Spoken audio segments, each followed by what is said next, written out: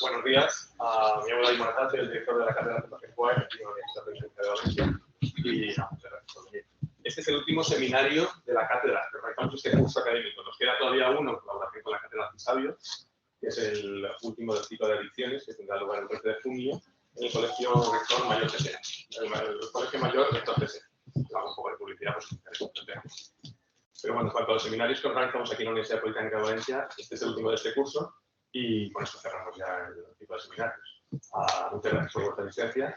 Tenemos hoy con nosotros a Iván Macía, de Bicontec, de San Sebastián, que ahora nos lo presentarán, pero os presento a quien nos lo va a presentar, que lo conoce mucho más que yo, que es a José Manuel Santabárbara, que es el director responsable del proyecto de Masí, del Grupo Biomédico Asires, y con quien colabora con Iván desde hace años, y ahora nos lo presentará con él. Bueno, pues para no hacerlo mucho más largo, paso ya con José Manuel.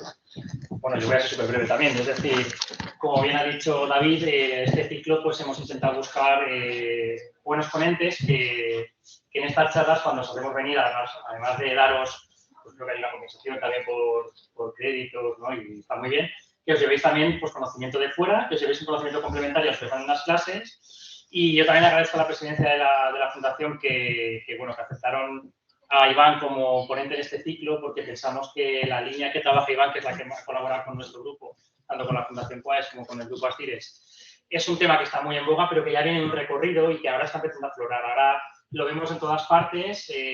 Estamos viendo esa eclosión del Big Data y sobre todo de la inteligencia artificial en todos los ámbitos de nuestra vida, pero en la salud ya llevamos años. Y está mal que los cuente porque nos hace pensar que somos mayores, pero aquí ya son más de 12 años que llevamos trabajando con inteligencia artificial en salud. Comenzamos desde el Grupo Asires a colaborar con Iván y con el Centro de Bicontec, que es un centro de investigación en imagen, ubicado en Donostia, en San Sebastián. Pues ya en 2012 es cuando empezamos en esto y empezamos en la MAMA, un proyecto precioso, un proyecto europeo para la gestión de los casos complejos de cáncer de mama, con muy buenos resultados. Y esa colaboración pues, ha ido creciendo, se han ido sumando, también hemos ido incorporando también la UPV en ciertas colaboraciones, hemos entrado con más tipologías de cáncer, estamos entrando con más patologías, y todo con el Big Data y con la inteligencia artificial como un nexo común.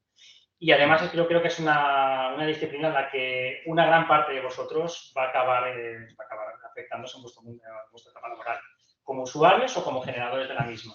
Por lo cual yo creo que es un tema que espero que os resulte interesante y que luego podéis aplicar. Y además me espero a que la última diapo que se espera que se guarda Iván, pues creo que también os resulte de interés lo que os va a contar. Y ya sin más dilación, porque yo ya he dicho lo que tenía que decir, os presento a Iván y espero que la charla... También aviso que cuando falten 10-15 minutos te voy a empezar a hacer gestos. Sí, tú hazme gestos, porque yo me enrollo mucho. ¿Vale? Y nada, dicho eso, pues nada, bienvenido y toma la palabra con 10 minutos. Bueno, pues muchas gracias. Muchas gracias a la Fundación Quaes por invitarme a esta charla y a la Universidad Politécnica de Valencia. La verdad que es un placer estar aquí. Gracias a vosotros por asistir. Y siempre me recibe muy bien en esta tierra y, bueno, además yo recibo mi dosis de vitamina D, que ya sabéis que a los vascos nos falta un poco de sol ahí arriba. Entonces, pues, muy contento de estar aquí. Y, bueno, para que veáis un poco de recorrido, yo soy ingeniero industrial de formación, entonces no existía la ingeniería biomédica, ya vamos teniendo algunas canas. Soy ingeniero industrial, ingeniero en automática electrónica industrial y luego hice el doctorado en ciencias de la computación, pero en la parte más biomédica con análisis de imagen médica. Entonces ya veis que el recorrido al final es lo que hoy diríamos con un recorrido en ingeniería biomédica con especialización en computación, ¿vale? Entonces, cuando yo empecé no había ingeniería biomédica, no había nada, pero para que veáis un poco de dónde viene, de dónde puede acabar un ingeniero industrial o un ingeniero biomédico, ¿vale? Bueno, lo primero, una mini introducción de dónde vengo. Pues nosotros somos una fundación, somos un centro tecnológico, es una figura que hay bastante en el País Vasco, en Euskadi, para apoyar a las empresas. Y nos movemos un poco en lo que es investigación aplicada. Es decir, miramos a la parte tecnológica, al desarrollo tecnológico, y tenemos proyectos, pues como proyectos europeos, que veréis alguno, proyectos de investigación con otros centros. Antes mencionabas el CIPIO GUNE, el CIPIO MAGUNE, o sea, centros de investigación como más básicas, y ahí desarrollamos ciencia, hacemos publicaciones y hacemos difusión y tal. Esa es la parte más de nuestra fundación. Y la otra parte es apoyo a las empresas, especialmente a la PYME. También nos hacen mirar un poco a la PYME de allí, del País Vasco, y también colaboramos con otras empresas. Tiene ese caso de Grupo Asires, ¿vale? Que llevamos colaborando muchísimo tiempo. en proyectos de I+D industrial, y ahí lo que buscamos es la aplicabilidad a la industria, desarrollo de nuevos productos y servicios, llegada a la clínica en nuestro caso, porque somos área de salud y similar, ¿vale? Entonces, bueno, ahí veis que más o menos ese balance, ese 46% de lo que hacemos es casi la mitad es con industria y casi la otra mitad es Europa, estas cosas. ¿Vale? Entonces, nuestro centro está especializado en inteligencia artificial, computación visual, interacción. Antes de que el hype de la inteligencia artificial, hombre, ya hacíamos machine learning, ya hacíamos... Estas cosas ya se han venido haciendo. O sea, donde dices artificial intelligence es todo tipo de análisis de datos y multimodal. Tenemos, ahora veréis, bueno, ahora tenemos sede, nosotros nacimos en San Sebastián, en Donostia, y ahora hemos abierto también sede en Bilbao, en la ribera del Cerro Zaure. Esto es un poco lo que decía que se dedica al centro. Básicamente, toca toda una serie de tecnologías alrededor de la inteligencia artificial. Siempre hemos tenido un foco también en la parte visual y de ahí venía, pues, yo empecé pues con imagen médica, que era como más así como la aplicación de lo que era computer vision a la parte de tal. Y desde el año 2004, ya diría que yo empecé, desde que salí de la carrera, empecé a trabajar en imagen médica, básicamente. Luego ya hemos abierto más campo.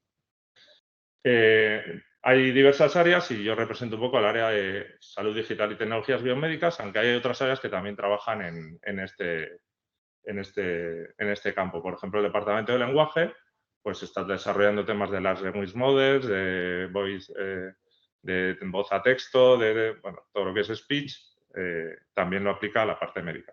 El departamento de computer vision, pues también tiene cosas en medicina o el de fabricación.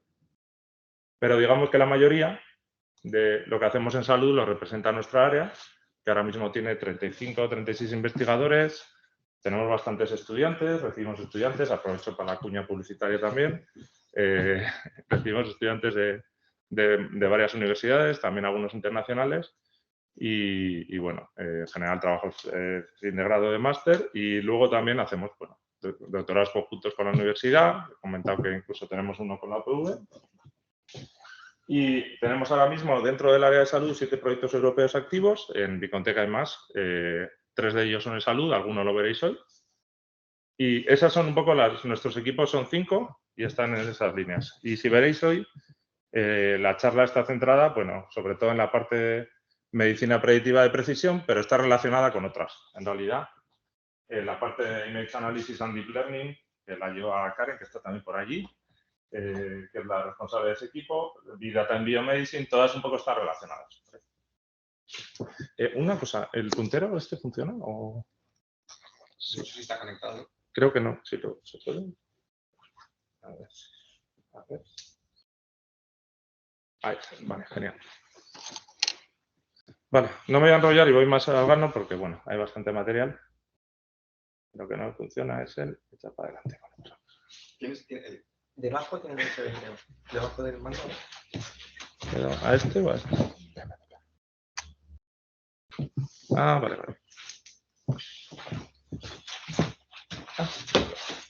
Bueno, tengo una charla extensa, probablemente no me dé tiempo a cubrir todo, aunque seguro que os gusta mucho la parte de IA generativa, pero igual es la que me tengo que saltar. Está ahora como muy en boga, pero esa da todavía para otra charla entera. Entonces, he querido hacer la charla un poco didáctica y la introducción será más larga para que vosotros entendáis un poco qué es esto de la medicina de precisión. Y luego, pues, entraremos, quizás al principio entré hablando un poco más de la parte molecular y luego nos meteremos más con imagen, que es donde sé que...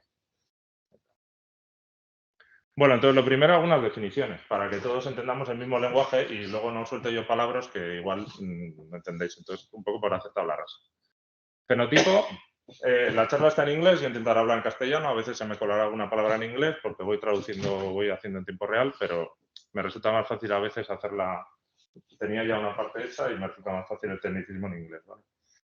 Genotipo, pues es tus genes, lo que tienes escrito para que nos entendamos, ¿no? Lo que es el ADN, esto es lo que fundamentalmente heredas y de alguna manera también, pues a veces tienes mutaciones, pero sobre todo es lo que heredas.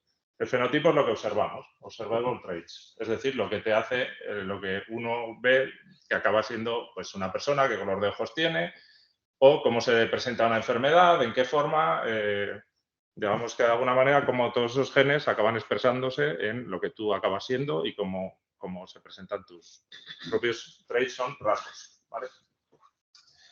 Y el fenotipo depende de tu genotipo y también de tu vida, de tu estilo de vida, de lo que estás expuesto. Es decir, es más complejo. Es lo que se ve. Y luego tenemos el ambiente, que es el ambiente, environment o exposure, es a lo que tú estás expuesto, el estilo de vida que llevas, ¿tal? Que como digo, afecta a tu fenotipo también. Entonces, de alguna manera, lo que tú eres depende de lo que tú tienes escrito y de dónde vives, cómo naces. Aquí tenéis un ejemplo de cómo el ambiente ha afectado el estilo de vida, afecta el fenotipo, porque, por ejemplo, no sé si lo sabéis, pero los flamencos adquieren su color de lo que comen. No son de natural son blancos y se van tiñendo de alguna manera porque comen una especie de crustáceos que tienen carotenoides que al final hace que sean de ese color. Entonces, ¿qué es medicina de precisión? Aproximadamente el 40% de los tratamientos, bueno, aquí se pueden decir muchas cifras, pero muchos no son efectivos. Primero, la evidencia viene de ensayos clínicos que son caros y que hacen un seguimiento de personas para recoger datos y ver si el medicamento es efectivo. Antes, primero miran si es tóxico y luego ya a gran escala miran si es efectivo. La población diana muchas veces no es representativa y la individualidad no siempre está bien representada en esas cohortes y digamos que, bueno, la medicina funciona bien en la generalidad del ensayo clínico, pero bueno, hay particularidades. Todos somos diferentes, entonces esto es difícil tenerlo en cuenta cuando sacas un medicamento. Entonces, la medicina de precisión, y voy a usar ese término para no abusar del de medicina personalizada, que es un poquito más ambiguo, mira a las características individuales, el genotipo y el fenotipo, a la enfermedad del ambiente, para personalizar la estrategia de tratamiento y también a veces la de prevención. Es un paradigma contra la misma talla para todos, ¿vale? ¿La medicina de precisión cómo empezó? Pues empezó cuando se secuenció el genoma humano. Es decir, tiene una base en que supimos algo más del genotipo. Entonces, como he dicho, se trata de personalizar la medicina dependiendo de tus características individuales a nivel de genotipo, fenotipo y lo que estás expuesto, ¿vale? El tratamiento adecuado para el paciente adecuado en el momento adecuado. Y como he dicho, se basa en el análisis de esto a través de modalidades diagnósticas, ¿vale? Si oís medicina de precisión, se habla mucho de oncología. ¿Por qué? Porque la oncología es una enfermedad de base genética y es el principal driver, ¿no? El principal motor de la medicina de precisión. Pero hay muchas enfermedades complejas que siguen los mismos principios y cada vez lo vamos a ver más. Entonces, digamos que es un paradigma que evoluciona. Medicina tradicional es la de, bueno, yo creo que esto funciona. Yo creo que esto funciona porque a mí me funciona bien. Y ahí pues podemos decir que sí, que habrá cosas que funcionan o no, pero no tienes evidencia de que funcionen. De ahí se evolucionó a la medicina basada en evidencia, que es, vamos a demostrar que esto funciona. ¿Y para eso qué?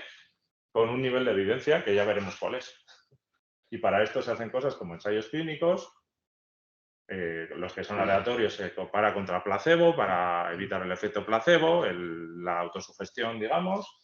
Hay reviews sistemáticas, metaanálisis, guías de práctica clínica y esto, la mayoría de la investigación clínica se basa en generar evidencia de este tipo. ¿Cuál es la evolución de esto? Dices, bueno, pues si yo logro ver las características de distintos grupos de población por sus genes, por su tal o por su cual, puedo intentar personalizar, pero por grupos. Es decir, es una primera aproximación, en vez de decir tal. Y esto ya se está haciendo, por ejemplo, en oncología, ¿vale?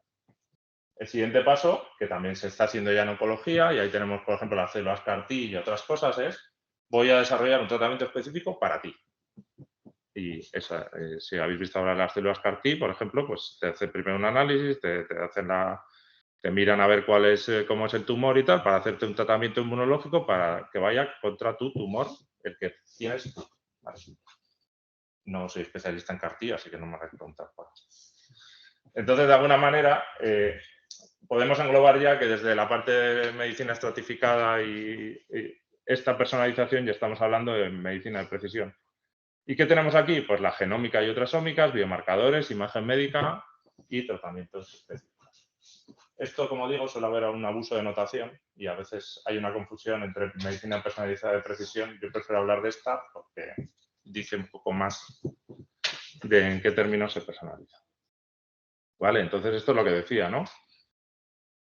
En general, cuando no existe la medicina de precisión, lo que se hace es trial and error. Es decir, te doy el tratamiento A, pues si funciona bien, y si no, pues te doy el B, y si funciona bien, pues si no, te doy el C. Entonces, este es el prueba y error.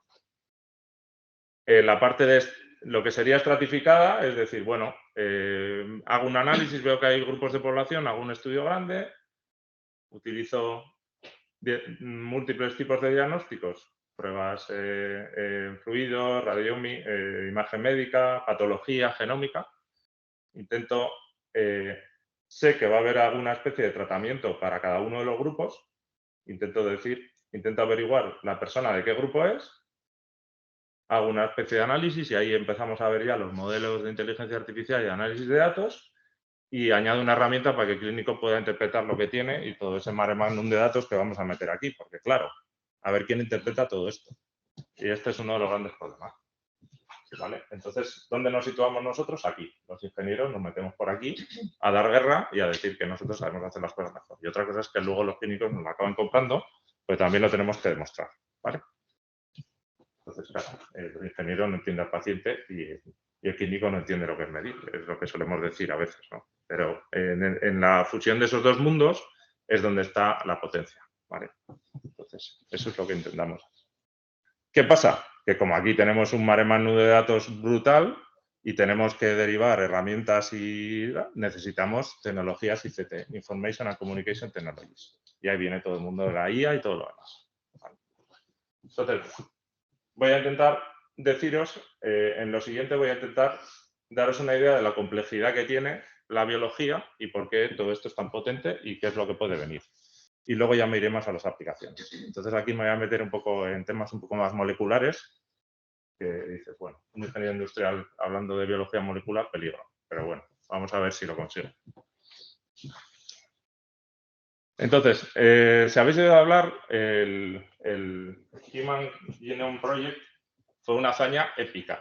Es decir, tardaron 13 años en secuenciar el genoma humano con los métodos de secuenciación antiguos que eran los Sanger, que digamos que es a pedales, para que nos entendamos. ¿Vale? Entonces, a pedales fueron durante 13 años en un esfuerzo brutal y titánico para hacer la primera secuenciación del genoma humano y no completo, casi completo, porque luego lo completaron un poco más tarde, unos años más tarde, como más bien hace poco. Entonces, bueno, cuando se empezó después de secuenciar el genoma humano, se vieron este tipo de estudios, Genome Wide Association Studies, que es vamos a genotipar a la población y vamos a intentar descubrir cuáles son los genes que están involucrados en ciertas enfermedades. Y esto fue como decir, joder, esto va a ser la leche, esto es imbatible. Bueno, típico hype, ¿no? De, bueno, llega la era de la medicina personalizada, este es el Wall Street Journal, año 99, ya está todo resuelto. Típica inflación de expectativas brutal de qué es lo que vamos a hacer. New Era Personalized Medicine, Targeting Drugs, no sé qué, ya está solucionado el cáncer, ya está solucionado otras cosas. ¿Qué pasó? Que la vida es complicada. A los 10 años este es un editorial de Nature. A los 10 años, Human Genome at 10. Life is complicated. Joder, lo que hemos encontrado. Madre mía. ¿Qué pasó? Que en lugar de tener como un mapa claro de por dónde teníamos que ir, al empezar a ver qué es lo que había ahí, gracias a la secuenciación, empezaron a ver que lo que había era un tomate brutal y que la vida es mucho más compleja de lo que habíamos pensado. Es decir, el manual de instrucciones no había quien lo interpretara, ¿vale? Porque no era tan claro como creían. Entonces, voy otra vez a ponerme un poco didáctico, a ver si lo consigo sin ser demasiado pesado. El dogma de la biología molecular original es este. Usted tiene ADN, su genómica. Con su genómica haces RNA, ácido ribonucleico, ARN, para que nos entendamos. Este proceso se llama transcripción de DNA a RNA. Y con esto tu célula se pone a producir proteínas, ¿vale? Y esto se llama traslación. Súper fácil, ¿no? Dice, bueno, si tengo el genoma, hago ARN, hago proteínas, ya sé cómo funciona todo. Bueno, pues la cosa es más complicada. Bueno, primero, el dogma de la biología no suele ser así, sino que, bueno, pues esto, sí, no, también de ARN puedes hacer ADN, también puedes hacer cambios aquí. Bueno, no me voy a enrollar con esto. Dice, coño, resulta que si tú tienes un gen, tiene unas partes que se secuencian y acaban haciendo la proteína, que son los exones, y tienes otros que son los intrones. Entonces, no, esto directamente no se procesa, sino que se cogen los exones, se quitan los intrones y entonces ya tengo ARN mensajero, que este es funcional y aquí puedo transcribir una proteína. Vale. Ostras. Coño, pues no, resulta que es que hemos visto que para un solo gen puedo codificar más de una proteína, porque puedo coger diferentes combinaciones de exones, es decir, quito estas partes que no valen, y dice ya, ¿y cuándo sale la proteína A y cuándo sale la proteína B y la C? Si puede producir tres con el mismo gen. Esto se llama alternative splicing. ¿Vale? Joder, pues esto es complicado. Bueno, pues no solo eso. Empezaron a ver que tenemos unas 20.000 proteínas, 20.000 genes que codifican proteínas. Pero como ya he dicho, además pueden codificar más de una proteína. Y tenemos 15.000 o 20.000 non-coding genes, que son los que no se traducen en proteínas, que tienen un montón de funciones. Y ahí tienes el transfer RNA, ribosomal, y empezaron a ver los microRNAs, empezaron a ver, bueno, aquí toda una fauna de moléculas que dicen, bueno, ¿y esto para qué sirve? Esto es lo que ya he dicho antes, o sea que al final puedes tener hasta 80 a 120.000 proteínas, de las cuales muchas no se sabe ni cómo funcionan.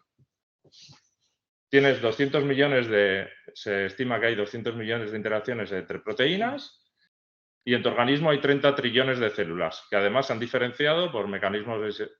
Dices, esto tiene una complejidad enorme. Entonces al final empezaron a ver y dicen, joder, pero esto, a ver quién le encaliente.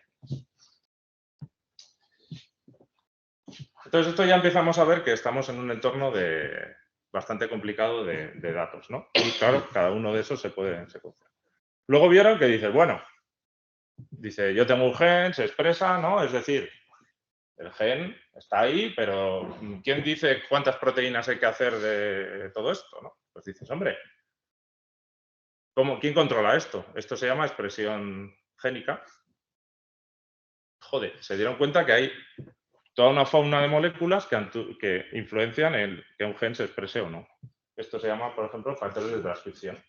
Y dice, joder, hay algunos que operan aquí y otros que es que el ADN hacen que el ADN se doble para que una parte que está súper alejada interactúe con otro. Y dices, ostras, ¿y ahora cómo voy a estudiar yo esto? Porque ya, si estaba estudiando genes individuales, guay, pero cuando ya tengo ahí unas interacciones complejas.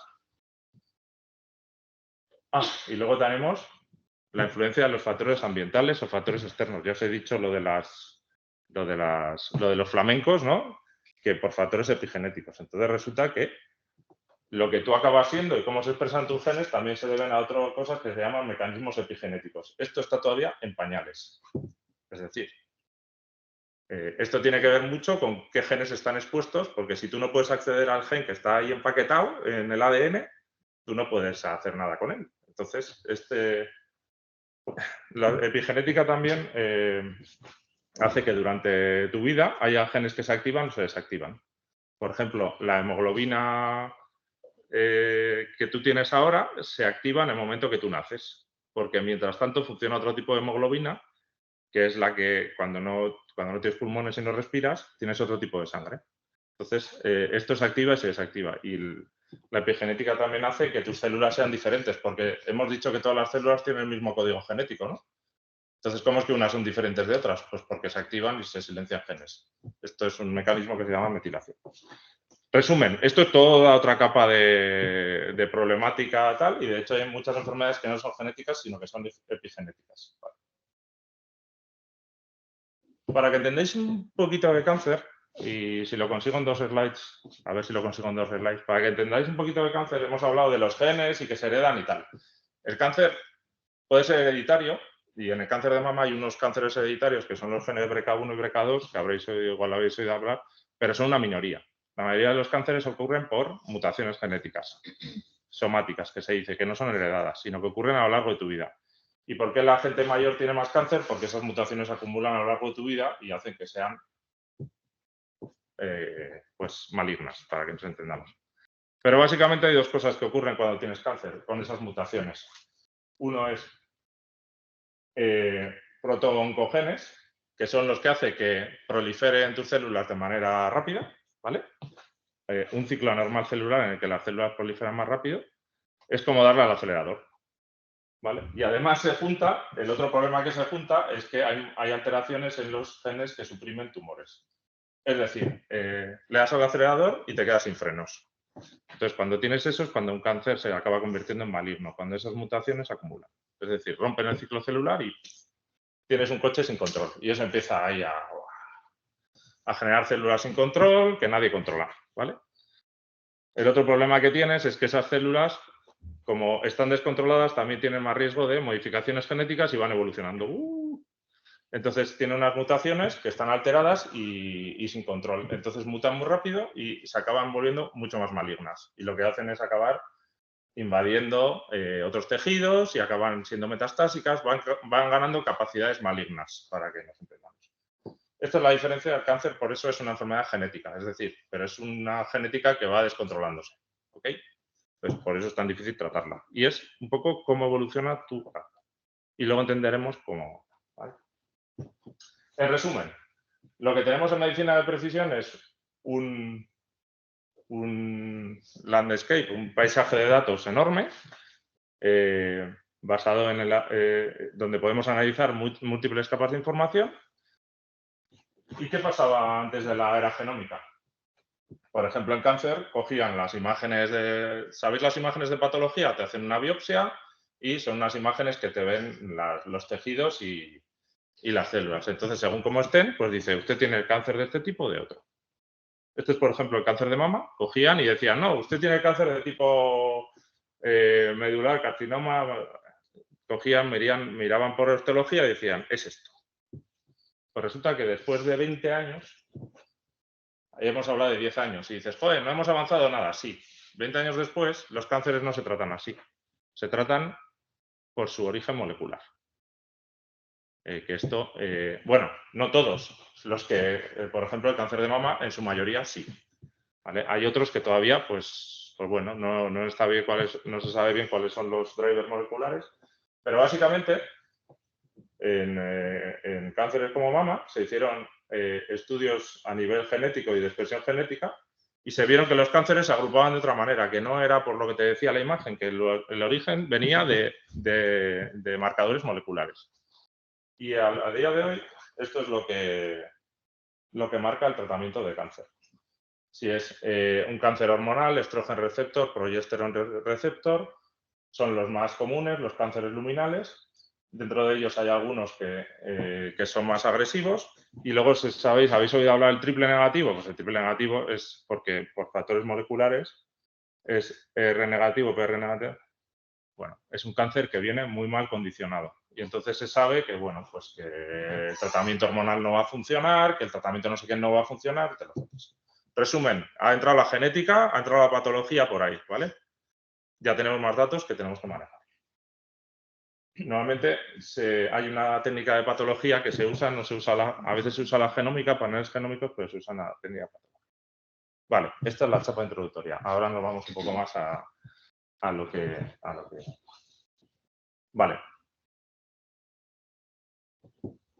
¿Qué es lo que ha habilitado todo esto? Os he dicho que iban a pedales, ¿no? Con la secuenciación Sanger. Esto es esto que veis aquí. La secuenciación del genoma humano, 100 millones de pavos. Para hacerlo en cualquier taller, ¿sabes? Y veis que aquí hay una época, hasta 2007, que pone aquí Sanger Sequencing. Pues esto es muy caro. Y de repente aquí pegamos un bajón, que empieza aquí, y se rompe esta ley lineal, y nos vamos a unos precios en los cuales, a partir de 2015, secuenciar un exoma te cuesta 1.000 pavos. Hombre, pues con esto ya podemos hacer. Entonces, lo que os he dicho que ha sido la revolución en cáncer y tal, viene de esto, de estas. ¿Vale? Y de poder hacer estudios a gran escala y poder analizar a muchos sujetos y poder entonces derivar cuáles son los genes. Y esto abre la puerta a toda la parte de molecular. Luego tenemos la parte de imagen, que luego veremos. ¿Vale? Ahora también tenemos una tercera generación, como la de Oxford Nanopore o tal, que te sacan secuencias largas, pero bueno, esto es otra historia.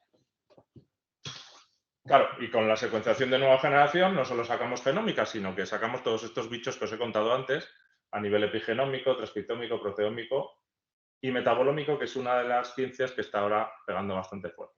Pues esto es toda la parte molecular. Aquí tenemos un escenario Big Data que es la pera. ¿Vale? Me voy un poco más a cosas que podamos ver. Y además tenemos, más allá de los datos moleculares, que también los vais a ver ahora, tenemos la imagen radiológica, que aquí estos señores la controlan un montón, que nos dicen, bueno, a nivel de órgano, aparato, tejido, nos han permitido tener una evolución muy grande y tenemos cada vez más datos de imagen, cada vez más modalidades de imagen, cada vez son mejores, cada vez observamos cosas. ¡Ostras! Pues esto aquí podemos hacer algo. Tenemos la patología digital, que os he dicho, que es como analizas muestras de tejido y que nos está diciendo mucho de qué es lo que está pasando ahí, pero a un nivel un poco más bajito, ¿vale? A partir de esas muestras que sacamos, bien de la biopsia o bien de fluidos o bien de sangre o tal, también podemos hacer la secuenciación o podemos sacar datos moleculares. También tenemos otros biomarcadores, otras proteínas, otras cosas que podemos sacar de fluidos, sangre, orina, lo que sea, ¿vale? Incluso tenemos un proyecto ahora que estamos trabajando con volátiles. Lo que tú exhalas, por ejemplo, para detectar cáncer de pulmón, ¿vale? Es decir, eso de que el perro huele cáncer, es verdad, huele cáncer porque las personas que están enfermas tienen un metabolismo alterado. Al final es analizar lo que tú exhalas y compararlo con una persona normal e intentar hacer un método diagnóstico. Imaginaos lo que tenemos ahí a nivel de imagen o molecular. Y luego tenemos señales, sensores, monitores. Entonces, esto lo estamos viendo venir y es un escenario brutal. Y aquí los ingenieros, pues, alegría. O sea, hay que decir, nos gusta mucho esto, porque ahora podemos hacer IA y decir que, joder, somos la leche con la inteligencia artificial, voy a hacer unas redes de deep learning que, bueno. Y luego nos pegamos el batacazo porque todo esto hay que validarlo y no vale con hacer 4 experimentos, pero bueno. Y si nos vamos, claro, os he hablado del nivel molecular y el nivel de celular. Y os he hablado de medical imaging, pero es que también estamos analizando historia clínica electrónica. Aquí podemos recoger datos de pacientes. Aquí tenemos las wearables, entonces podemos empezar a medir lo que tú dices y lo que tú haces y tal. Y además sin preguntártelo, porque si te pregunto, seguro que la mayoría de la gente muchas veces miente. Esto se sabe mucho, por ejemplo, en los estudios de obesidad que se hacen con cuestionarios y tal. Sabéis que muchos estudios se hacen con cuestionarios preguntándole a la gente sobre su estilo de vida y lo que hace. Bueno, pues se sabe que un factor de riesgo de obesidad es lo que la gente miente cuando pues, respecto a lo que come, ¿vale? Entonces, es un predictor. Y bueno, al final, y vamos a analizar poblaciones enteras. Entonces, esto es, por eso estoy hablando de Big Data. Si habéis visto la charla de Big Data, pues esto es un verdadero Big Data a todos los niveles. ¿Vale? Venga, ya me voy a meter en la parte de inteligencia artificial.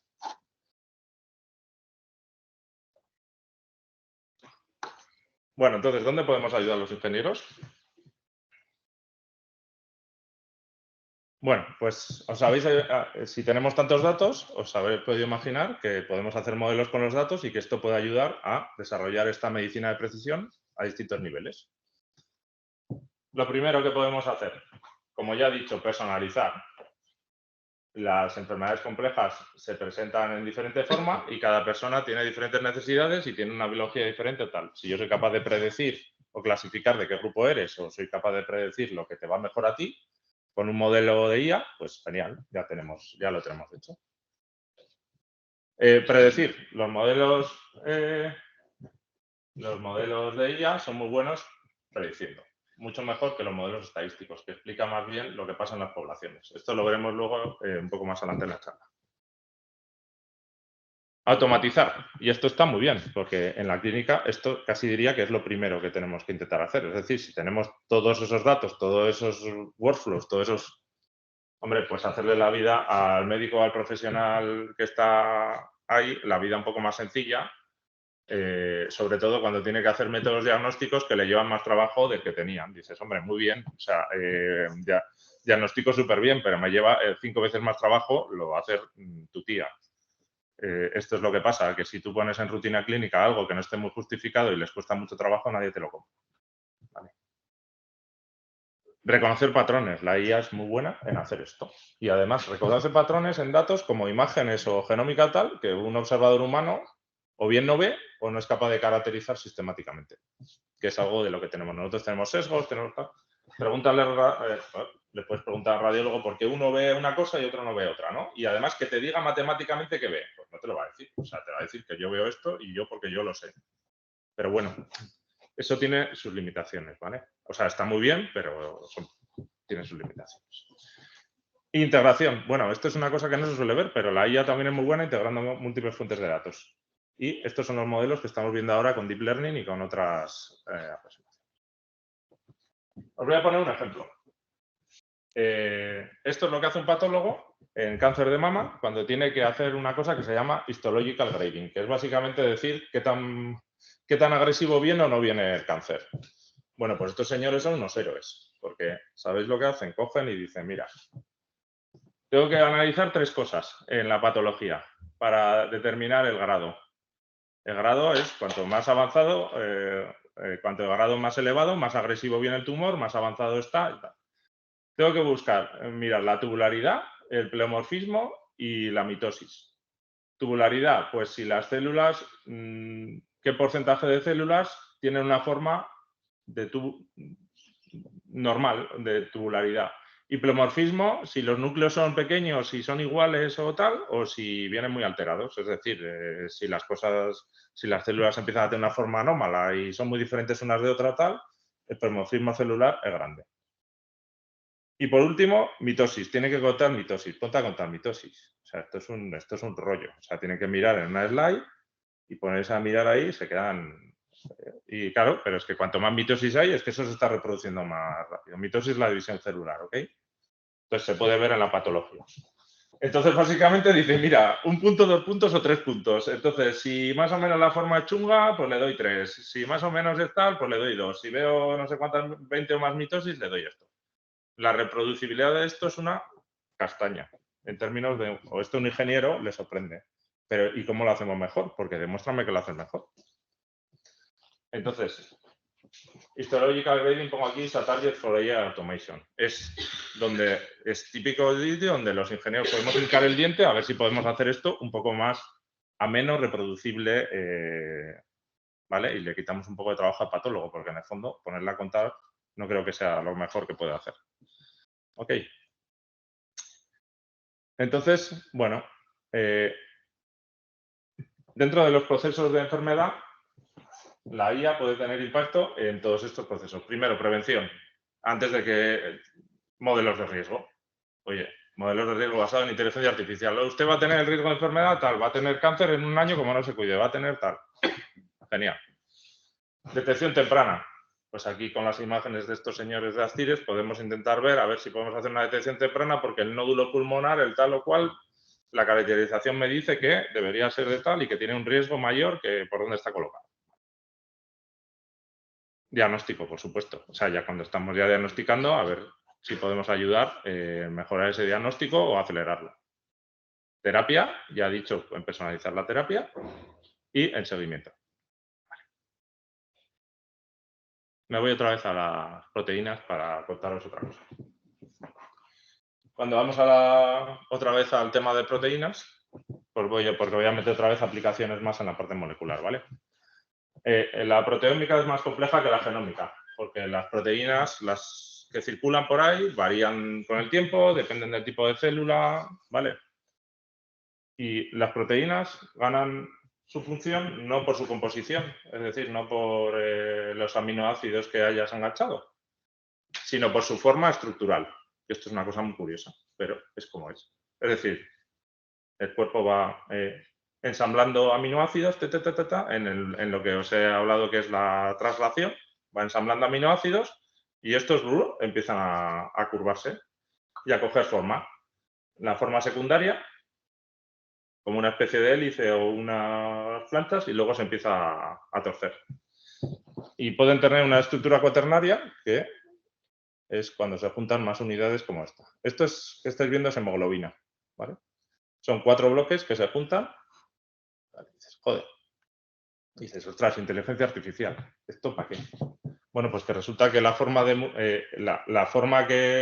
y la función de muchas proteínas no se conoce. Si tú haces una secuencia de aminoácidos, te gustaría saber qué forma va a tener eso, porque puedes diseñar tratamientos o puedes diseñar cosas para tener una determinada forma. Y como digo, muchas no se conoce su función. Igual habéis oído hablar de esto. Somos capaces de predecir la forma de una proteína a partir de su composición. Pues esto ha sido un problema para el que ha habido competiciones y todo, a ver si alguien era capaz de hacer esto.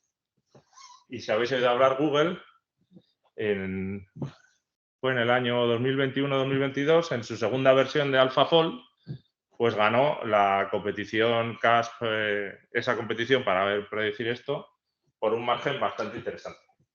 ¿Vale? ¿Y qué usaba?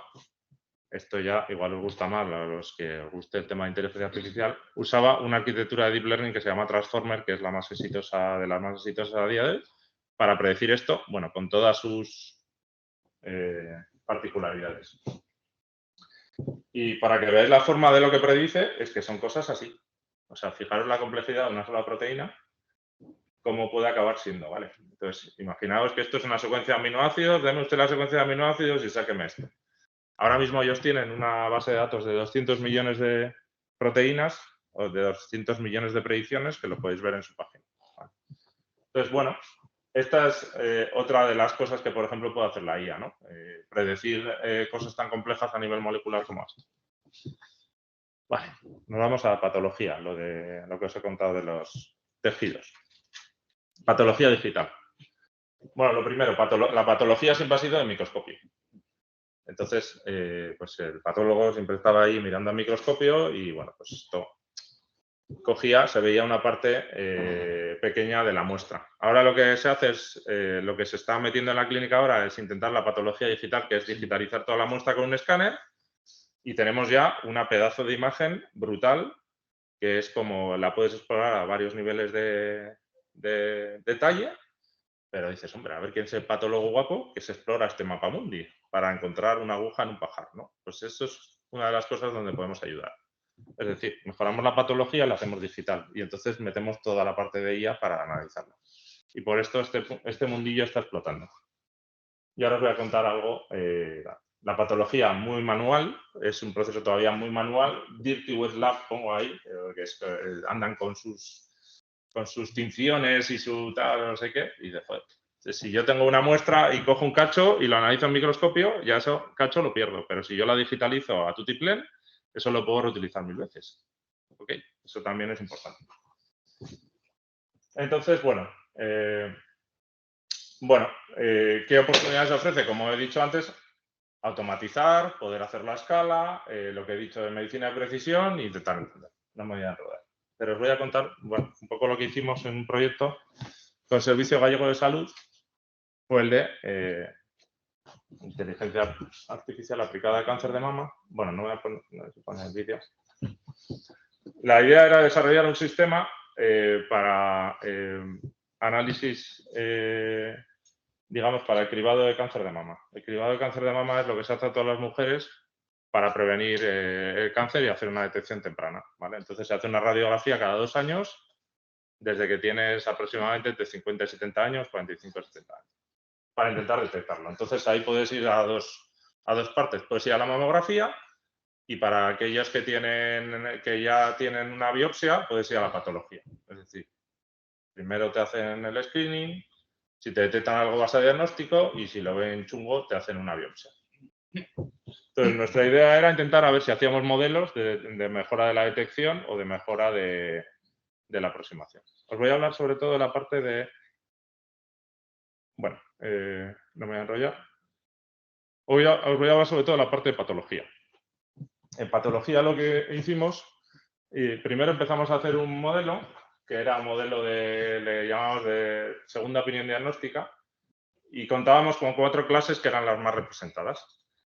Fibroadenoma, que es esto no es un cáncer in situ, que es el que no ha ganado la capacidad de expandirse sin control, el invasivo, y el lobular lo pusimos aparte porque había menos. Quiero decir, puede ser carcinoma in situ, ductal, invasivo in situ. Bueno, hicimos una red de deep learning que funcionaba por tiles. Es decir, como la imagen es tan grande, íbamos analizando todos los cachitos de la imagen como un mosaico, íbamos viendo a ver si detectábamos algo ahí, lo íbamos clasificando. Y al final, el clasificador final era como la parte más agresiva que encontrábamos, ¿vale? Entonces, bueno, esto es una red neuronal para... Luego nos dimos cuenta, hablando con los patólogos, que en lugar de ir al diagnóstico, que era más complicado, quizá podíamos acelerar su flujo de trabajo. Entonces, ¿qué pasa? Que ellos miran al microscopio, en su flujo manual, se van al microscopio y dicen, esto es un carcinoma in situ. Hay que hacer inmunohistoquímica. Mandaban al laboratorio, venga, inmunohistoquímica, Me ha llegado un paciente, tengo que hacer una biopsia. Me voy de mi microscopio, me voy a operar, vuelvo, venga, ¿dónde me había quedado? Voy a analizar el siguiente paciente, ¿no?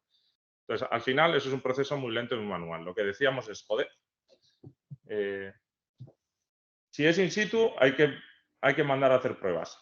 Si es invasivo, hay que mandar todavía a hacer más pruebas. Y yo tengo que esperar a que llegue el resultado. Entonces, ¿qué os parece si una máquina analiza primero la imagen y si ve que es un cáncer, te manda a hacer las pruebas según del tipo que sea? Y así aceleramos todo y cuando venga el patólogo ya tiene todo listo. ¿Ok? Dices, joder, automation, ¿no? Pues eso. Entonces, para eso necesitábamos diferenciar en 3 tipos. No cáncer, en el cáncer que pido las pruebas light, y las pruebas de inmunohistoquímica más avanzadas. Correcto, ¿no? El modelo parece parecido, pero la manera de integrarlo en un flujo es totalmente distinta, no tiene nada que ver. Tenéis que tener en cuenta que los modelos no están ahí, están en vuestro ordenador, están en tal, pero luego hay que aplicarlos en la vida real. Entonces, gran parte de su éxito está en meterlos en algún sitio para un propósito y evaluarlos para ese propósito. ¿Sí? No me voy a meter con los resultados de la versión 1, que son bastante buenos, pero tened en cuenta que aquí hicimos la versión 2. Entonces, usamos 1.400 imágenes para entrenamiento, de estas súper grandes, y 350 para validación. Y decís, joder, pero esto para entrenar un modelo de deep learning, pues no son tantas. Y dices, ya, pero es que lo hacemos por tiles. Entonces, si tú multiplicas los tiles que había por la imagen, al final estamos teniendo un modelo que analizaba, no sé si cuánto puede ser, no sé si millones o cientos de miles de imágenes pequeñitas para intentar derivar un diagnóstico. Por eso entrenaba de cine. No es que tuviéramos solo 1.400, es que teníamos un mogollón de muestras. ¿Vale? Desde el punto de vista de deep learning, esto funciona muy bien, porque sabéis que los modelos de deep learning hay que darles de comer, pero bien. Y esto es un problema en clínica, porque datos suelen faltar. Total, que conseguimos que, bueno, en las 350 de test, cuando era benigno aceptaba siempre. Cuando era invasivo a veces decía que era in situ, o tengo que mirar cuál es, bueno, no me acuerdo si es esta o esta, pero el 91% de las veces acertaba cuando era invasivo y el 94% de las veces acertaba cuando era in situ. Y lo único era que te hubiera pedido pruebas de más o pruebas de menos. Esto ahora lo estamos llevando a un piloto. Entonces, ¿qué pasa cuando avanzas en tu modelo que funciona tan bien, te lo llevas a la clínica? Pues el primer piloto que hicimos fue con, no me acuerdo cuántos pacientes fue, 50, unos 50, 60. Y claro, ahí ya va el mundo real. Entonces, nos llegaron muestras con rotulador, nos llegaron muestras mal enfocadas, nos llegaron tal y el rendimiento bajó. Es lo que pasa en la vida. Entonces, estos estudios de validación y de llevártelos a la clínica normalmente pasan por este tipo de cosas, ¿vale? Entonces, ya cuando quitamos y dijimos, bueno, pues igual tenemos que poner un sistema de calidad para los patólogos para que hagan las cosas un poco ya para que alimentar al bicho, porque si el bicho, si le das mal de comer, pues te responde a la altura, ¿no? Se pone a protestar. Entonces, bueno, pues quitando las imágenes que estaban mal condicionadas y tal, la verdad es que el rendimiento fue bastante bueno y superaba el 85%, 80-85%. Pero si ponemos un tema de calidad, funcionaba. Resumen, patología por automatización con IA, ¿vale? Y deep learning. ¿Qué estamos trabajando ahora? Pues ahora mismo Concretamente, además, estamos haciendo una tesis doctoral aquí con la UPV en patología y haciendo cosas como esta. El grado. ¿Sabéis lo que os he dicho del grado? Que era una turrada empezar a... Pues lo que estamos intentando es hacer un modelo de deep learning para clasificar el grado. Entonces, de nuevo, vamos otra vez a... aquí sí que estamos intentando usar anotaciones de los patólogos para predecir tubularidad y hipermorfismo, ¿vale? Y luego nos meteremos con la mitosis. La idea es intentar llegar a un sistema que sea mucho más reproducible y mejor que lo que hace un patólogo a día de hoy. Esto es una hazaña que da para una tesis doctoral, ¿vale? Bueno, se ve un castañazo. Esto hay que hacerlo más grande, pero bueno, 0,84, 0,85, estos son matrices de confusión. Básicamente es lo que acierta la true label y la etiqueta predicha y la etiqueta de verdad. Bueno, son pruebas, está todavía muy experimentada, pero bueno, parece que se podría hacerse. ¿Vale? Es un poco la conclusión, parece que podría funcionar. 10 minutos. Pues ya. Bueno, aquí también tenemos otro proyecto que es para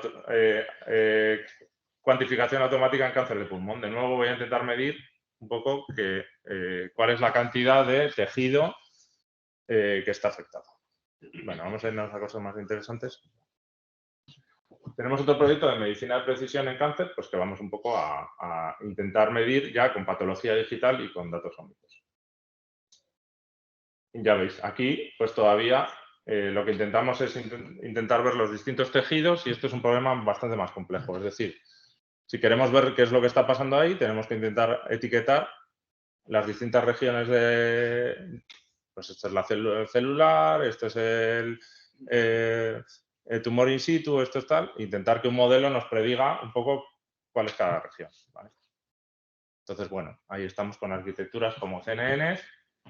Lo primero para intentar entrenar un modelo que nos distinga cuál es la parte del tumor, cuál es la parte del estroma, dónde está la necrosis.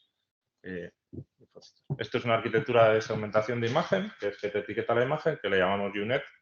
Esta es la más convencional que hay, pero ahora pues hay una evolución de todo esto.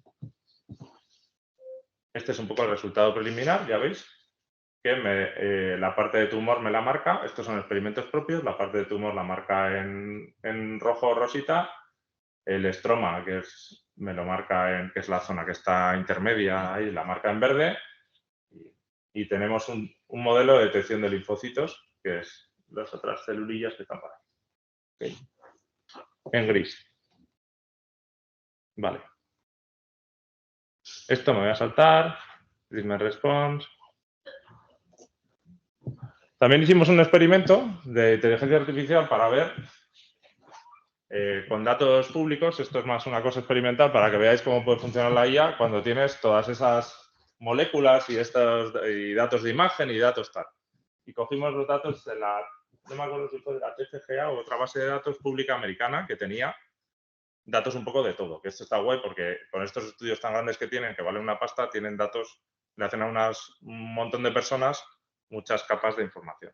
Dicen, joder, ¿cómo hago un modelo cuando tengo genómica, transcriptómica y datos de imagen y factores de riesgo y tal? ¿Cómo junto todo aquello? Bueno, la primera cosa que se te ocurre es decir, bueno, si tengo un vector de características, que son la entrada de mi modelo, voy y lo enchufo. Venga, un chorro. Hago una longaniza de datos, ¿no? Donde pongo la parte de los SNPs genómicos, pongo los datos, las variables de historia clínica, pongo una tras otra. Digo, ya está, hago mi modelo. Bueno, pues esto puede funcionar, esto le llamamos el interacción. Bueno, nos dio en el experimento pues un resultado bastante churrete. La otra que se te ocurre es, bueno, hago un modelo por cada tipo de datos y luego pongo detrás algo que lo junte. Bueno, pues eso es otra opción y eso le llamamos integración tardía, es decir, múltiples modelos y me hago un clasificador final. Y lo tercero que puedes hacer es el megamodelo de Deep Learning, que te integre las cosas, ponerlo todo ahí grande. Digamos que ahora hay aproximaciones un poco más modernas, pero bueno, esto es algo que se puede hacer. En nuestro caso, el modelo grande, en principio, es decir, aquí veis Gene Expression, datos clínicos, datos genómicos, metilación, CNVs. Bueno, al final, una red neuronal grande y te dice, bueno, pues el modelo grande funciona. ¿Qué quiero decir con esto? Que podemos utilizar la IA para integrar datos de múltiples modalidades, pero hacer esto bien es el futuro, ¿vale? O sea, estamos en pañales también otra vez. Bueno, aquí es un proyecto de los que tenemos con Astides, que es para evaluar, hacer un seguimiento de tumores. Entonces, esto es otra parte para ver en los tratamientos si conseguimos ver un tumor, si después del tratamiento crece o no crece. Pues lo que tienes que hacer es empezar a medirlo, y esto es una turrada también para el radiólogo, porque tiene que empezar a medir diámetros. No sé qué. Tenemos un proyecto aquí con Astides y con otras empresas para el Servicio Gallego de Salud para hacer esto en ensayos clínicos, ¿vale? Entonces, otra vez, automatizar esa medida de cómo evoluciona ese tumor en la imagen, ¿vale? Detección y localización automática, detección de lesiones, medir lesiones, automatic reporting. El primer modelo que tuvimos, el primer proyecto que tuvimos con estos señores para hacer algo parecido a esto fue la detección automática de órganos, porque dices, pues, lo puedo hacer sin mirar. Entonces la pregunta es, ¿puedo detectar un órgano en una imagen sin mirar y que me diga dónde está, localizarlo y ponerle una cajita? Pues esto, que parece una tontería, es una puñeta y se puede hacer con Deep Learning. Y creo que hicimos una prueba de concepto bastante buena en la que detectábamos en una imagen de escáner si un órgano era visible o no visible, el tipo de órgano que era, y me acuerdo que nos centramos en el hígado, spleen es el bazo. El bazo, el riñón izquierdo o el riñón derecho. Y bueno, sacamos unos resultados de clasificación que no estaban nada mal, excepto para alguna de las clases. Entonces, esto es, no miro y a ver si detecto un órgano. Joder, esto tiene su utilidad, porque si tienes millones de imágenes o cientos o miles de imágenes, que te saque ya automáticamente el órgano, la región y tal, y que te diga si está ahí o no, pues ya tiene tela. Y el proyecto que estamos haciendo ahora es para automatizar estas mediciones. ¿Veis? Tiene que poner aquí, medir un diámetro transversal y tal, y ver cómo evoluciona en varias imágenes, ¿vale? Entonces, esto es un proyecto de compra pública de innovación para el Servicio Gallego de Salud. Lo lleva una empresa ahí que lo veis, NTT Data. Y estamos, la gente de Astides también nos está ayudando a desarrollar las herramientas de imagen, de seguimiento por imagen. Y en otro proyecto estamos trabajando sobre todo la parte de IA, ¿vale? Es decir, automatizar todo esto para que sea pim pam, ¿vale? Porque esto es un rollo. O sea, aquí, otro proyecto que tenemos, más por la parte molecular, es farmacogenómica. No me voy a enrollar mucho, pero para que sepáis, otra de las cosas que pasa con las drogas es que pueden ser tóxicas con los fármacos. Vale, y virtualmente cualquier fármaco puede ser tóxico. Entonces, aquí hemos tenido también un proyecto para ver el tipo de que también alguien puede metabolizar una droga, porque si tú tienes tal o cual gen, resulta que si te doy un fármaco, puedes tener un problema grave. Entonces, esto se está estudiando cada vez más y de hecho hay unas indicaciones que si tú tienes tal gen, no te pueden dar tal fármaco. El problema es que, claro, para hacer eso, primero te tienen que secuenciar ese gen. Entonces, esto ahora se está empezando a implementar en la clínica. Si queréis entender cómo funciona esto, no me voy a enrollar mucho, pero si habéis visto el café, este grupo de genes metaboliza, por ejemplo, la cafeína. Entonces, uno de estos genes de este grupo metaboliza casi todo, no sé si es el 80% de los fármacos, metaboliza la cafeína. Entonces, para que no os durmáis en la charla, pongo un poco de café.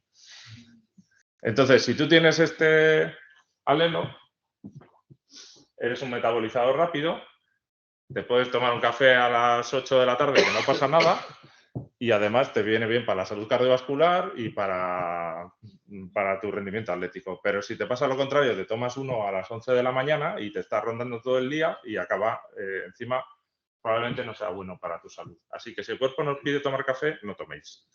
Y si os pide tomar café, probablemente sea bueno para vosotros. El caso es que nosotros tenemos un proyecto también que nos han ayudado estos señores para intentar ver si podemos predecir si un fármaco te puede sentar bien o no, pero no solo en base a los genes, sino a otras cosas que afectan a su metabolización, a su metabolismo. Y esto, de nuevo, es un proyecto de medicina de precisión, porque esto es una puñeta. O sea, saber cómo te puede afectar un fármaco y cuál tiene que ser tu dosis particular para ti es una tela. Vale. Entonces, pues, que sepáis, y además, pues para ensayos clínicos en oncología y similar, pues esto tiene su relevancia, porque hay cosas que son muy tóxicas. Vale. voy a casi terminar. Bueno, modelos de riesgo. Bueno, esto es una turrada de transparencia, pero básicamente que sepáis que a día de hoy los modelos de riesgo de enfermedad se basan en haber analizado 30.000 o 40.000 pacientes, una cohorte de 30.000 o 40.000 personas, si no son de más o de menos. Ir a por esas personas, recoger un montón de datos por unas entrevistas o cuestionarios y ver qué pasa a los 5 años, a los 10 años y a ver si han desarrollado una enfermedad. Riesgo de cáncer de pulmón, riesgo cardiovascular, se suelen hacer estudios a 10 años. Imagínate, tienes que esperar 10 años a tener tus resultados de tu proyecto. Pues así se hacen los modelos de riesgo. ¿Qué estamos haciendo a día de hoy? Pues bueno, los modelos de riesgo de cáncer de pulmón, por ejemplo, pues tienen un acierto de 0,78 a 6 años. Bueno, no está mal. Y sobre todo están muy orientados a fumadores. Entonces, 0,78 es que aciertan sobre un 75% de la población real en decirte si vas a tener cáncer o no a 6 años, que bueno, es un periodo muy largo para aquellos que lo vayan a tener. Y para los otros te dirá que no, que sigue siendo un porcentaje muy bajo. Entonces, ahora lo que estamos haciendo hemos visto, y es lo que estamos haciendo ahora en un proyecto europeo que se llama Lucía, que bueno, este paper dice que con 2 millones de historias clínicas y 11.000 casos, dentro de esos 2 millones, son capaces de hacer un modelo de red neuronal que te acierta con un 90% de probabilidad si vas a tener cáncer de pulmón a 1 año.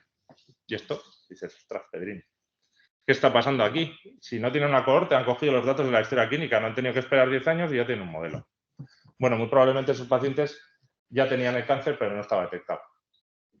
Porque en cáncer, bueno, ¿qué es lo que pasa? Que alguien viene a la consulta, empieza a toser, le dan no sé qué, no funciona, vuelve a los 2 meses, le dan otra cosa, no termina de funcionar, vuelve a tal. ¿Qué pasa? Que es que lo tenía, pero nadie se lo ha diagnosticado. Entonces, el modelo de Deep Learning te codifica la secuencia temporal y ve esos patrones de diagnóstico o no diagnóstico. Esto lo estamos implementando ahora en un proyecto europeo que se llama Lucía y lo estamos haciendo pues, con varios servicios de salud para ver si conseguimos mejorar en los modelos de predicción. Y no teniendo que esperar 10 años a recoger no sé cuánta información de tal. Vale. Bueno. En cáncer de mama, antes estaba hablando, dices, bueno, historia clínica electrónica. Estos señores que les gusta mucho la imagen, la gran pregunta es, la densidad mamaria parece también estar correlacionada con el riesgo. Hay mamas que son muy densas y tienen mucho riesgo. ¿Qué otros patrones podemos encontrar aquí? Ya os he dicho que se hace el riesgo de cáncer de mama por screening, ¿no? Te hacen una mamografía. Entonces la pregunta es, ¿podemos predecir el riesgo solo con imagen? O sea, si yo veo una imagen puedo decir, no que tengas algo, sino que vas a tener riesgo, o sea, sino que vas a tener cáncer en X años. Pues lo que está diciendo la literatura es que sí. Y ahí tenéis, en el año 2022 ya tenemos un review, Artificial Intelligence in Mammographic Phenotyping of Breast Cancer Risk. No es que detecte el cáncer, es que te estoy prediciendo si lo vas a tener, solo por ver la imagen. Este es el poder de la IA. Y además, ¿podemos hacerlo mejor que un radiólogo? Pues bueno, lo que ven un poco es que, teóricamente, los modelos de Machine Learning son más consistentes que lo que te puede ser un radiólogo en decirte si una mama es densa, no es densa o tal. Por lo tanto, algo tiene que haber para ser más consistentes en la... Es decir, esto está en desarrollo y es muy prometedor. Bueno, esto me lo voy a saltar, es un proyecto europeo que tenemos nuevo para riesgo de imagen cardiovascular, pero bueno, no me voy a enrollar mucho.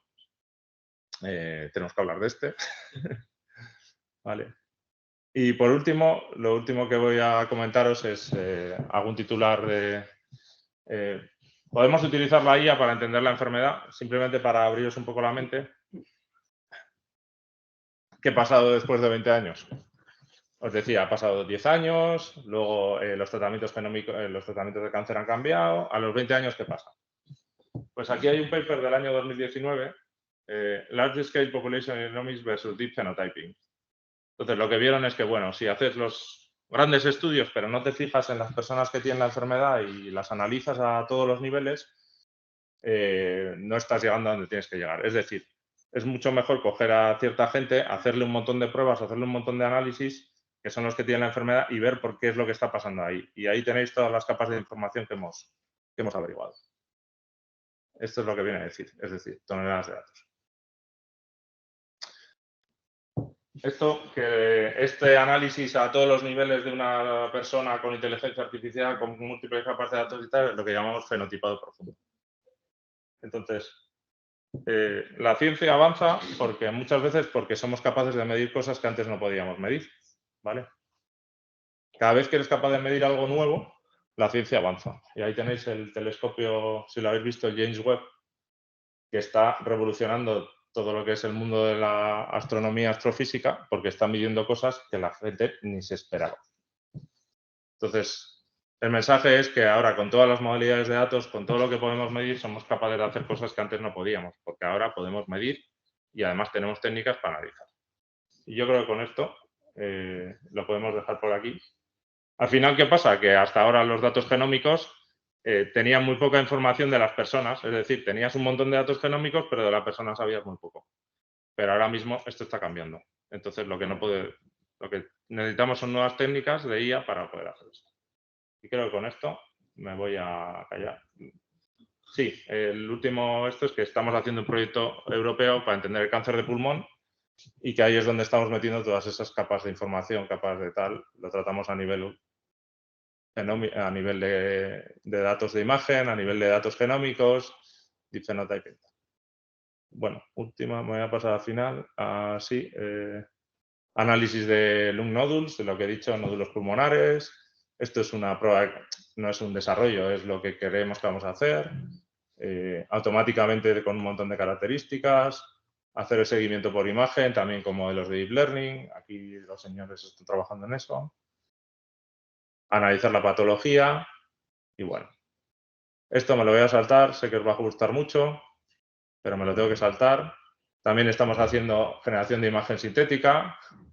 Estamos haciendo los primeros pinitos en generación de imagen sintética. Somos capaces de generar imágenes sintéticas bastante realistas. Estos son CT reales versus CT sintéticos. Pero la gracia que estamos haciendo ahora, bueno, habéis visto los Foundation Models. Lo que estamos intentando hacer son imágenes sintéticas condicionadas. Es decir, que yo le digo que quiero un CT de una persona de 30 años, que tal o cual, y con estos señores también estamos trabajando. La puñeta es que los modelos que usamos ahora están entrenados con imágenes de computer vision y no funcionan tan bien. Por eso hacen ahí como una cosa así un poco rara. Veis que empiezan ahí sacando como imágenes un poco pictóricas. Y esto está en desarrollo, por eso no sale bien, ¿vale? Pero que sepas. Bueno, conclusiones. Pues nada, que la IA puede ayudar en muchos de los procesos de análisis de datos de imagen, de genómica similar, que la vamos a necesitar, pero que también que tenemos que validar todos estos métodos, tener en cuenta la perspectiva clínica de su aplicación, la parte ética y la explicabilidad de la IA, que eso también es un tema bastante importante. Y aprovecho para daros las gracias y también para deciros que, bueno, mensaje publicitario, que es que necesitamos más ingenieros e ingenieras para hacer estas cosas y que ahora mismo pues estamos buscando nuevas incorporaciones o proyectos o lo que sea. Muchas gracias, siento haberme extendido tanto, que creo que no sé cuánto me he extendido, pero mucho. Un poquito.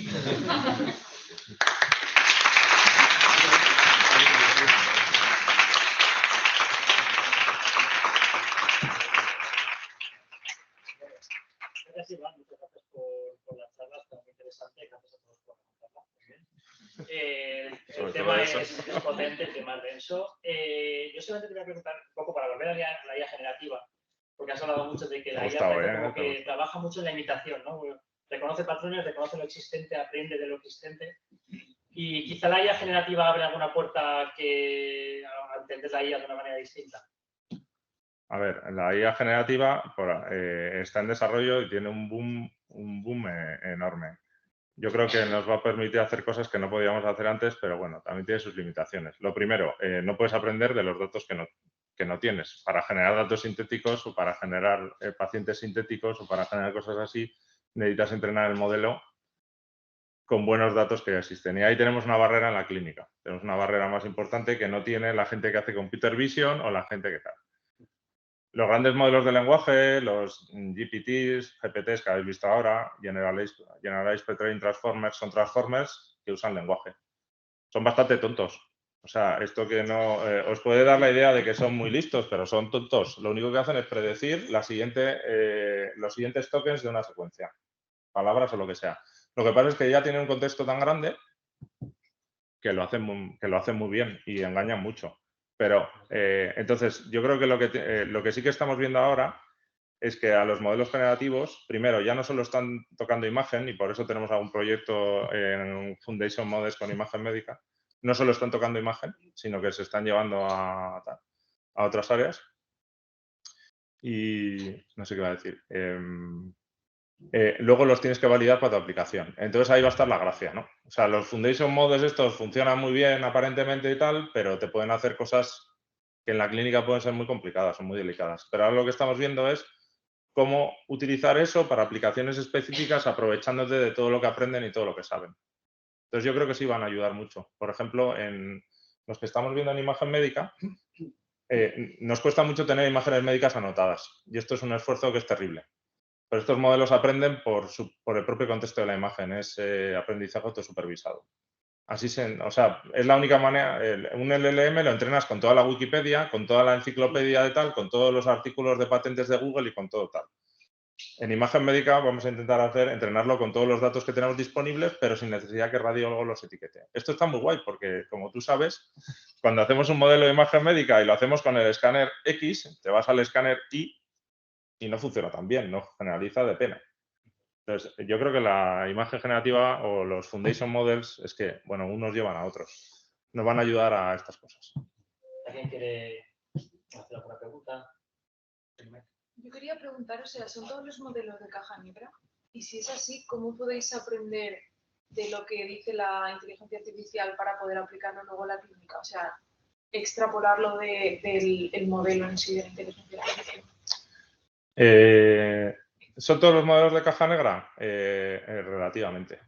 O sea, primero, es un campo activo de investigación la explicabilidad de la IA con Deep Learning. O sea, quiero decir, se está investigando. Ahí tenemos algunas aproximaciones con imágenes, GradCam y no sé qué, que te dice en qué área se ha fijado en la imagen, vas unas capas más hacia adentro, te saca imágenes, mapas de activación y, bueno, hay algoritmos que procesan eso para decirte, mira, se fijó aquí o se fijó allá.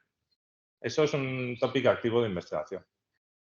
Luego lo tienes que validar también para tu aplicación. Es decir, a un radiólogo puede resultarle perfectamente válido que el modelo no te diga que te detecta aquí algo y que no te diga por qué te lo detecta, pero hayas hecho una validación con 10.000 o 50.000 imágenes y esa validación esté muy bien hecha y diga, mira, es que yo... un radiólogo tampoco te va a saber explicar exactamente a veces por qué ha visto algo que otro igual no ve, ¿no? Entonces, en esa aplicación hay que ver lo que necesitas para la aplicación. Pero también estamos desarrollando métodos de explicabilidad. Esto también entró ya también dentro del campo de la opinión personal. Hay gente que le pide a la IA cosas que tampoco le pide al humano en su esto. Entonces, bueno, tenemos que ver qué es lo que... Vale. Sí. Cuando has estado presentando en distintos modelos que estáis trabajando, ¿no? Y enfermedades y demás, y me ha llamado la atención, por ejemplo, en cáncer de mama, en condiciones súper fantásticas, tenéis una sensibilidad y una especificidad que está en torno al 92%, 93% por ahí, ¿no? Y luego en los otros modelos, no sé si es porque están menos avanzados o lo que sea, pues las curvas AUC no llegan al 0,8. ¿En los que he enseñado luego que iban con sí, ómicas o tal? Sí, ¿Por qué? las combinaciones de ómicas, de metabolómicas. Eso tiene una explicación, que no hay datos. No, es que no hay datos. Bueno, lo que quería preguntarte es si es un problema vuestro o realmente el mundo mundial está en esa situación, ¿no? Lo primero, el modelo que funciona bien está muy bien condicionado y teníamos muy buenas imágenes y las digitalizamos nosotros con un proceso que contratamos a una patóloga para digitalizarlas y nos digitalizó 4.000 imágenes, que esto es de la marinera. O sea, no sé cuántas horas se pasó la pobre, menos mal que le pagamos. Entonces, Pero claro, era un dataset ideal y encima era nuestro y lo teníamos controlado. Luego te vas al mundo real y eso es salvaje. Y encima, si no pones controles de calidad, matan. Pero era un único tipo de datos y además estaba etiquetado por el resultado de la biopsia original. Es decir, nosotros no estaba etiquetado porque alguien dijera que veía algo, era ya lo que estaba en el diagnóstico final de la persona, esa etiqueta fue la que fue a la imagen, ¿vale? Era un algoritmo weakly supervised, con supervisión. En el otro tema está todo por hacer. Son datos de la TCGA que igual eran 2.000 o pacientes como mucho, igual ni siquiera tenían todo, me parece que eran bastantes menos. Pero es que encima eran de cualquier subtipo molecular y antes hemos dicho que yo no puedo hacer un algoritmo que me funcione bien para todos los tipos de cáncer a la vez en ese caso, porque estamos tratando con datos ya moleculares. Entonces, no tenemos... Y es más experimental, ¿eh? También es mucho más experimental. Y entonces, ¿cómo está en otros centros? ¿Cómo está en Estados Unidos el tema o en países europeos o tal? Es que el problema es que, bueno, ahora mismo en Estados Unidos está muy bien, está avanzando mucho la investigación y empiezan a tener datos a nivel masivo en ciertas cohortes, pero sigue siendo investigación. En la clínica lo que llega es un porcentaje muy reducido de todo aquello y encima llega de una manera que encima no es interoperable, los datos los sistemas no se hablan unos con otros o tal. Este señor sabe, tuvimos el proyecto europeo de cáncer de mama para integrar múltiples datos para ayuda a la soporte de decisión clínica y en un hospital normal a día de hoy no puedes implementarlo porque tienen la patología del proveedor A, la imagen médica del proveedor B, la historia clínica electrónica del proveedor C y no se habla ninguna con la otra. Entonces ya cómo vas a tener los datos de un paciente de cáncer en un modelo. Este es el gran drama de la investigación biomédica. Por eso avanza tan rápido los modelos de lenguaje, los modelos de visión por computador y tal, porque hay datos a porrillo. Y esto es así. Entonces, en la comunidad de imagen médica que la conocemos, que es la de Computer Vision llevada a medicina, justamente ha sido una comunidad muy activa en inventarse técnicas, en ser maravillosamente creativo para trabajar con el mínimo de datos porque te los van a dar a cuentagotas. Y bueno, en ese sentido, por ejemplo, trabajar con esta gente con una gozada porque podemos, como ellos tienen con todos los estos legales de datos, de protección, de tal, no sé qué, podemos tener por lo menos un control sobre los datos y las aplicaciones mucho mayor y poder ser un poco más ambiciosos y saber a dónde llegamos. Y además tienen el conocimiento no solo desde el punto de vista de la clínica, sino también de la ingeniería. Entonces, nos entendemos muy bien porque a ver si podemos hacer este modelo o no, cuántos datos tienes, cuántos pacientes crees que puede haber, cuánto, ¿sabes? Pues de aquí puede haber 1.000 o puede haber 10.000. Y luego, pues bueno, se gestionan el tema de permisos, ética, no sé qué, y es más fácil que tal. Pero a día de hoy la gran barrera viene, ¿no? Sí, la tecnología nos queda mucho por hacer, pero mucha de la barrera viene de la disponibilidad de datos. Aparte, esas cortes como la TCGA son carísimas. Es decir, a un paciente no le harías todo eso en la vida. Tú le sacas todo el exoma, le sacas todo, no sé cuántos sitios para la epigenómica. Eso a un paciente normal no lo haces. Eso lo haces para los estudios masivos. Luego al final derivas 3 o 4 test para sacar 3 o 4 SNPs, 3 o 4 letras en el genoma, que son los test que conocéis, los paneles genómicos, que son los que acaban en la clínica. Pero bueno, está complicado, pero vamos haciendo. Va mejorando. Felicitarte por la exposición. Yo soy médico. Muchas gracias. Perdón, ese día. Gracias. Eso ha dicho último son los proveedores A, proveedor B, proveedor C y el lenguaje, el tema de análisis de lenguaje de la historia clínica, imagino, ¿no? Existe un compartimento estanco. Yo he entendido eso, ¿no? Sí. ¿Qué quiere? ¿Me puede un poquito desarrollar, por favor? Nosotros para desarrollar modelos integrales necesitamos tener todos los datos del paciente y hacer sistemas de apoyo a la decisión. Necesitamos tener todos los datos de los pacientes de distintas tipologías en el mismo sitio. Y eso a día de hoy vamos a hablar del data lake sanitario, empezamos a hablar de tal, pero esto todavía está lejísimos. Que me digan en qué hospitales puedes coger ahora y decir, oye, quiero todos los datos quiero este modelo de datos de cáncer de mama, como hicimos en Desire, y que automáticamente eso te llegue al sistema que los analiza. Eso no existe a día de hoy. Empieza a haber algo un poco... me ha dicho que usted es psiquiatra. Sí, Bueno, pues el campo de psiquiatría es uno de los campos más interesantes y prometedores para desarrollo ahora mismo de este tipo de modelos en el futuro. Primero porque los métodos son normalmente muy basados en cuestionarios o en que les falta lo que nosotros llamamos profundidad de datos. Además tienen un montón de... La parte de imagen también está mucho por explotar ligado a la medicina de precisión y es un campo terrible para... Y luego tenemos los grandes modelos de lenguaje que seguro que nos van a ayudar en ese campo. La psiquiatría y luego tiene el margen terapéutico de las drogas, que es algo que podemos ver ahí sobre eficacia y toxicidad, que también puede ser muy interesante. Hay un tema interesante que son los biomarcadores, que es muy importante en medicina. No solamente la síntesis de fármaco, que es difícil, porque la impresión y que ese fármaco sea efectivo en el futuro. La parte de biomarcadores es muy importante. En psiquiatría es muy importante los biomarcadores conductuales de tipo móvil, ¿entendéis? Yo puedo hacer un registro de datos porque el paciente se me está registrando aquí un comportamiento que yo puedo, ¿entendéis? Sí. Yo lo puedo, y puede ser un previo a una crisis, una recaída, ¿entendéis? Los datos conductuales de datos móviles. Sí. Con wearables y similares. No solamente psiquiatría, sino cardiología, como sabéis, en Apple hizo estudio de los Watch, bueno, todo eso. Y después, ¿quién sostiene todo eso? ¿Quién sostiene la cantidad de datos?